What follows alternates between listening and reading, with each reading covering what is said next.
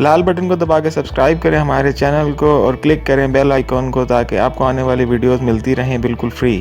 Hit the red button for subscription and click the bell icon for upcoming videos, it's free.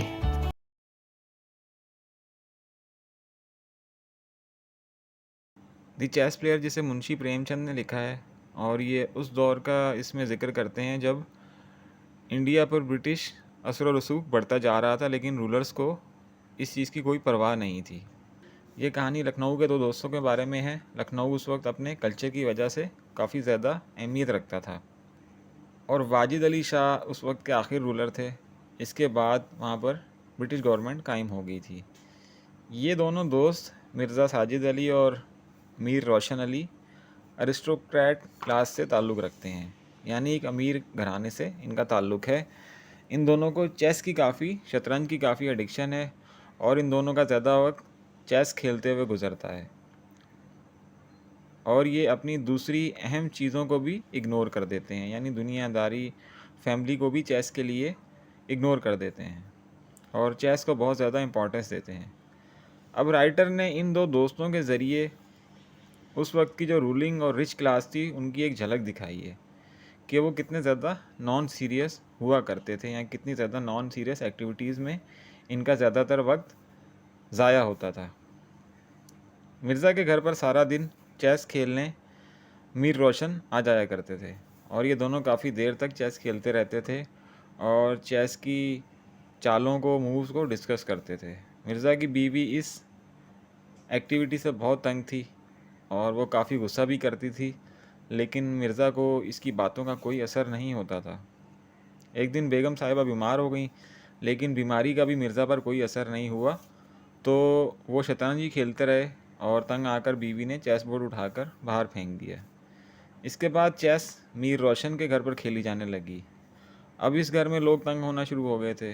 Mir के जो नौकर थे, उनकी बेगम थी, वो काफ़ी परेशान हो जाती थी कि किस तरह इन लोगों से जान छुड़ाई जाए, क्योंकि दोनों ज़्यादातर घर पर ही चेस खेलते रहते थे और उसके नौकरों को भी और बेगम को भी उन्हें अटेंड करना पड़ता था, उनकी आवभगत करनी पड़ती थी। उस वक्त लखनऊ के हालात काफ़ी ख़राब हो रहे थे। नवाब वाजिद की जो रिट है वो दिन ब दिन कम होती जा रही थी, लेकिन मिर्ज़ा और मीर का सारा जोर चेस के लिए होता था। एक दिन बादशाह के सिपाही मीर का पूछने आता है तो मीर नौकरों से कोई बहाना बनाने का कह देता है।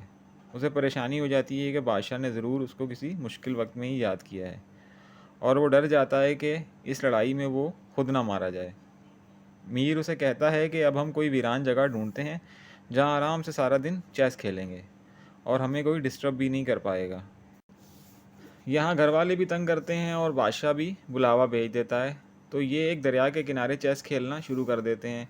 अब ये दोनों दोस्त मिर्ज़ा और मीर सुबह घर से निकल जाया करते थे और ज़रूरी चीज़ें साथ ले जाया करते थे और सारा दिन वहीं चेस खेलते थे।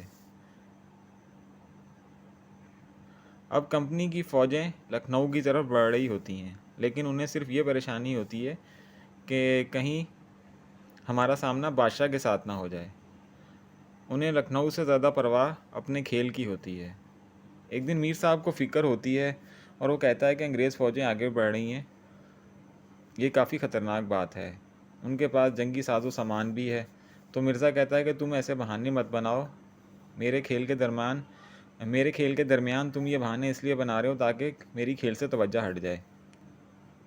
तो मीर कहता है कि कमाल है, यहाँ शहर को ख़तरा हो गया है, ऐसा ना हो कि घर जाना मुश्किल हो जाए।